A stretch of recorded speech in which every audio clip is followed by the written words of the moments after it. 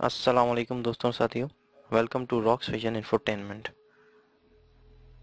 ہماری دنیا نے اپنی طویل تاریخ میں کئی اقوام کے عروج اور زوال کو دیکھا ہے۔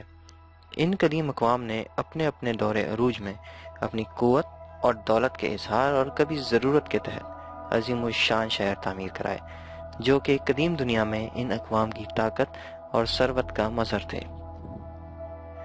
آج ہم ایسے ہی ایک شہر کا تذکرہ کریں گے جسے قدیم دنیا میں افسانوی حیثیت حاصل تھی۔ یہ شہر قدیم آشوری سلطنت کا دارالحکومت نینوا ہے۔ ہم سب جانتے ہیں کہ نینوا کا تذکرہ قرآن پاک اور بائبل میں حضرت یونس علیہ السلام کے حوالے سے آیا ہے۔ حضرت یونس علیہ السلام کو نینوا کے لوگوں پر نبی بنا کر بھیجا گیا تھا۔ آپ نے نینوا میں دین کی تبلیغ کی اور لوگوں کو برائیوں اور بت پرستی سے روکنے کی کوشش کی، لیکن جواب میں نینوا کے لوگوں نے حضرت یونس علیہ السلام کی تعلیمات کا مذاق اڑایا۔ حضرت یونس علیہ السلام کچھ عرصے تبلیغ کرتے رہے اور بالآخر نینوا کے لوگوں کو عذاب کی خبر دیکھ کر نینوا سے رخصت ہو گئے۔ آپ کے نینوا سے کچھ دور آتے ہی شہر کو عذاب الہی نے آ لیا اور پورے نینوا شہر کو سرخ بادلوں نے گھیر لیا۔ نینوا کے لوگوں نے جب عذاب الہی آتے دیکھا تو ان کو گزشتہ قوموں پر آنے والے عذاب یاد آ گئے، اور نینوا کے لوگوں نے اللہ تعالیٰ سے معافی مانگی اور گناہوں سے تائب ہونے کا وعدہ کیا، جس پر اللہ تعالیٰ نے اپنا کرم فرماتے ہوئے نینوا کے لوگوں کو معاف کر دیا، اور اس طرح عذاب الہی نینوا سے ٹل گیا۔ ماہرین نے یہ اندازہ لگایا ہے کہ یہ واقعہ اولین آشوری سلطنت اور دوسری آشوری سلطنت کے درمیانی زمانے میں پیش آیا۔ اس واقعے سے ہمیں نینوا کے لوگوں کے رہن سہن اور عادات و اطوار کا اندازہ ہوتا ہے، تاہم شہر کی اپنی تاریخ بھی دلچسپی سے خالی نہیں۔ نینوا کو 6000 سال قبل مسیح میں قدیم دیوی اشتار کے پجاریوں نے دریائے دجلہ کے مشرقی کنارے یعنی موجودہ موصل کے قریب بسایا۔ اشتار سے نسبت کی وجہ سے نینوا کو قدیم دور میں اشتار کا گھر کہا جاتا تھا۔ اس زمانے میں میسوپوٹیمیا کے علاقوں میں بت پرستی عام تھی اور کئی دیوتاؤں کی پرستش کی جاتی تھی۔ ان دیوتاؤں میں اشتار کو امتیازی حیثیت حاصل تھی۔ 3000 سال قبل مسیح تک نینوا کو اشتار کی عبادت کا مرکز ہونے کی وجہ سے میسوپوٹیمیا میں اہم مذہبی حیثیت حاصل ہو گئی، جس کی وجہ سے نہ صرف نینوا نے معاشی حوالے سے تیزی سے ترقی کی، بلکہ نینوا کا شمار علاقے کے اہم ترین شہروں میں ہونے لگا۔ اپنے ابتدائی ایام میں نینوا شہر مختلف اقوام کے زیر تسلط رہا، جن میں آکیڈین، ایمورائٹ اور قدیم آشوری سلطنت قابل ذکر ہیں۔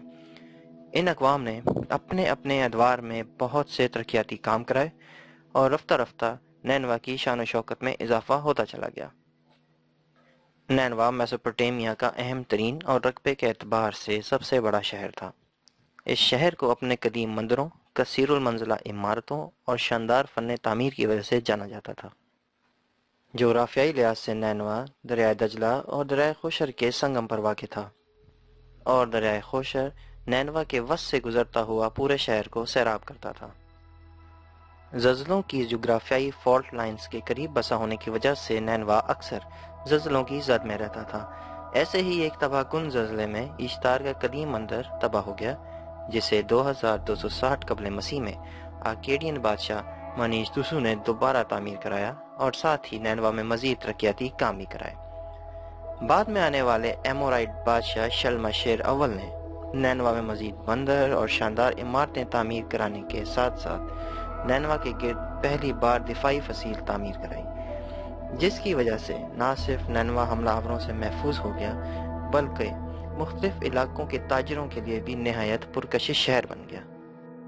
قدیم تجارتی شاہراہوں کے مرکز پر واقع ہونے کی وجہ سے علاقے کے تمام تجارتی قافلے نینوا سے گزرتے تھے۔ اس کے علاوہ بحر روم کو بحر ہند سے ملانے والی اہم ترین تجارتی شاہراہ بھی نینوا سے گزرتی تھی، جس کی وجہ سے شہر کو قیمتی زر مبادلہ حاصل ہوتا تھا۔ مذہبی اور تجارتی مرکز ہونے کی وجہ سے نینوا کی شان و شوکت، شہرت اور رقبے میں اضافہ ہوتا چلا گیا، اور بالآخر 700 سال قبل مسیح میں آشوری بادشاہ شناشرب نے نینوا کو آشوری سلطنت کا دارالحکومت بنانے کا فیصلہ کر لیا، اور اپنی حکومت کے اولین دنوں میں ہی پرانا دارالحکومت دور شروکن ترک کر کے حکومتی دفاتر اور ملازمین کو نینوا منتقل کر دیا۔ یہ دور نینوا کی تاریخ کا سنہری دور تھا، सनाचरिब ने पुरानी फसील की जगह नैनवा के गिर्द नई अजीम शान दोहरी दिफाई फसील तामीर कराई, जिसके 15 दरवाजे थे। नैनवा में शानदार महलात, इबादतगाहें और बागात तामीर कराने के साथ साथ पूरे शहर में बड़े पैमाने पर तरक्याती काम भी कराए गए। इस दौर में नैनवा की आबादी 1,50,000 नफूस पर मुश्तमिल थी और शहर 7 मुरब्बा किलोमीटर रकबे पर फैला हुआ था।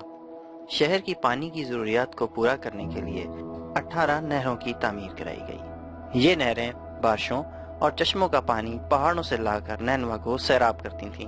पानी की घर घर फराहमी और निकासी के लिए मौसर निज़ाम तामीर कराया गया। कदीम दुनिया में फराहमी आब के इस कदर मौसर निज़ाम की मिसाल और कहीं नहीं मिलती। सनाचरिब के तरक्याती मंसूबों ने शहर की कदर मंजिलत को और बढ़ा दिया और लोग आशूरी हुकूमत के दूर दराज इलाकों से नैनवा शहर का रुख करने लगे। सनाचरिब के बाद इसके बेटे इशरतदौन ने 681 कबल मसीह में हुकूमत संभाली और अपने बाप के तरक्याती मंसूबों को जारी रखा। इशरतदौन के बाद उसका बेटा आशूर बनी पाल इक़्तिदार में आया, जिसने पूरी आशूरी सल्तनत की अदबी और साइंसी तहकीकात को नैनवा में जमा करना शुरू किया, जिसके नतीजे में 30,000 क्ले टैबलेट्स पर मुश्तमिल नैनवा की अजीम शान लाइब्रेरी का क़याम अमल में लाया गया। इसके अलावा कई फल्कियाती रसदगाहों की तामीर भी की गई।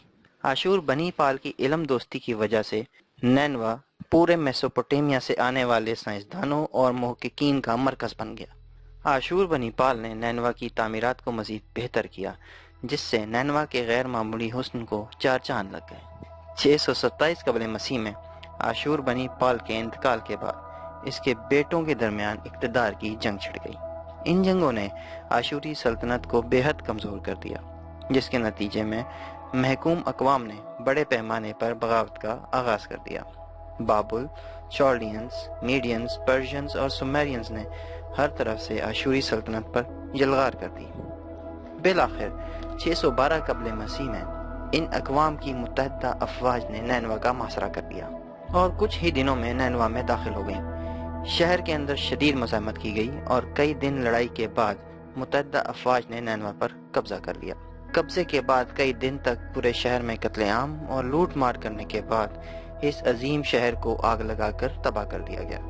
612 कबल मसीह की शिकस्त के बाद नैनवा सदियों तक गैर आबाद रहा और रफ्ता रफ्ता इश्तार का करिश्माती शहर नैनवा खंडरात की सूरत में रेत में ऐसा दफन हुआ कि हजारों साल तक उसका कोई सुराग ना लगाया जा सका। बिलाखिर माहिरीन आसार कदीमा ने अनथक कोशिशों के बाद नैनवा शहर को 1846 में मूसल के करीब दरियाफ्त कर लिया। खुदाई के दौरान इस अजीम शहर के आसार के साथ अहम तरीन नवादरात दस्तयाब हुई, जिन्हें देखकर नैनवा की अजमत और तरक्की का अंदाज़ा लगाया जा सकता है। नैनवा कदीम दुनिया का अजीम शहर और इश्तार का कदीम घर, जिसे बनाते हुए बिलाशुबा कदीम बादशाहों ने शायद ये गुमान किया होगा कि नैनवा की अजमत लाजवाल है और ये शहर रहती दुनिया तक कायम रहेगा। लेकिन कोई शय कितनी ही पायदार क्यों ना हो, दायमी नहीं होती और हर अरूज का ज़वाल ज़रूर होता है।